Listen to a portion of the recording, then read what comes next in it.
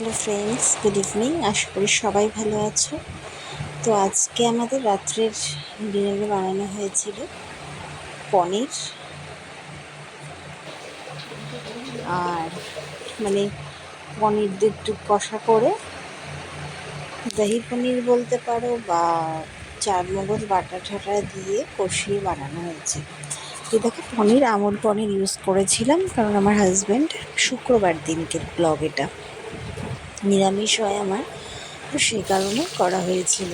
তো আমুল পনির খেতেই বেশি ভালোবাসে, তো আমুল পনির এক প্যাকেটই কিনে আনা হয়েছিল। তো এরকম করে কেটে নিয়ে হলুদ আর নুন দিয়ে একটুখানি হালকা করে ভেজে নিয়ে, বেশি লালচে করিনি, হালকা হালকা ভেজে নিয়েছি। দেখো, সর্ষের তেল দিয়ে ভাজছি। তো ভেজে নিয়েছি, আলুগুলো ডম করে কেটে নিয়েছি। তো আলুটাও ভেজে নেব একটু লালচে লালচে করে।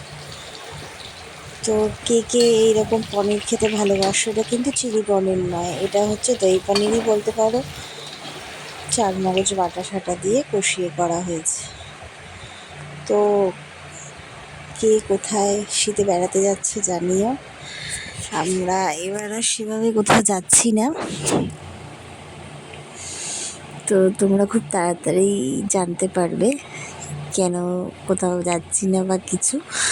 যাই হোক, এবার আলুটাকেও ডম করে কেটে নিয়ে ভেজে নিচ্ছি। এবার চলো, ওই টেলিকাস্ট করে দেবে। শীতটা এখনো সেভাবে পড়েও নি, তো সেরকম কোনো প্ল্যানও নেই আপাতত। এখনও ফ্যান ফুল স্পিডে চালাতে হচ্ছে, নাহলে ঘুম আসছে না। আচ্ছা, ফোড়নটা কি দিচ্ছি বলো তো? গোটা গরম মশলা ফোড়নে দেব, এলাচ, দারচিনি, লবঙ্গ, সাথে একটুখানি জিরে, সাদা জিরে দিয়ে দিলাম। আর এই যে আদা দেখছো, গ্রেট করা আদা দিলাম।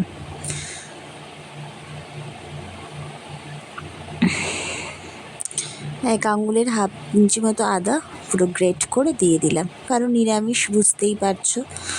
আর এই হলুদটা আগে একটু দিয়ে দিলাম, আর যদি সামান্য চিনি দিয়ে দাও পরিমাণে, তাহলে কিন্তু কালারটা লাল হয়ে যাবে। আচ্ছা, হলুদটা সামান্য পরিমাণ দেবো, কারণ এটা সাদাটাই হবে। আর এর মধ্যেই দেখছো চারমগজ, কাজু, আর সাথে আছে পোস্ত দিয়ে পেস্টটাকে ভালো করে বেটে নিয়েছি। লঙ্কা দিয়েছি 4টে মতো, সেটাকে আর তোমাদের দেখালাম না। এবার ভালো করে কষিয়ে জল দিয়ে দিলাম। একদম শর্টকাট পদ্ধতিতে রুটি দিয়ে বলো, পরোটা দিয়ে বলো, ভাত দিয়ে সবের সাথেই চলে যাবে। দারুণ হয়েছিল খেতে, তোমরাও একবার ট্রাই করো। জল দিয়ে ভালো করে 7-8 মিনিট ফুটিয়ে আমরা এটা দিয়ে দিলাম। এটা একটুখানি ঢেকে রাখবো আঁচে দিয়ে, ব্যাস হয়ে গেলেই। একটু মিষ্টি পরিমাণ মতো আমি একটু ঘিও দিয়েছিলাম, তো ঘি বা গরম মশলার গুঁড়ো যেটা পারবে দিয়ে দেবে, ব্যাস রেডি হয়ে যাবে। রুটির সাথে বলো, ভাতের সাথে সার্ভ করো, জমিয়ে খেয়ে নাও। টাটা। ভালো লাগলে লাইক কমেন্ট করে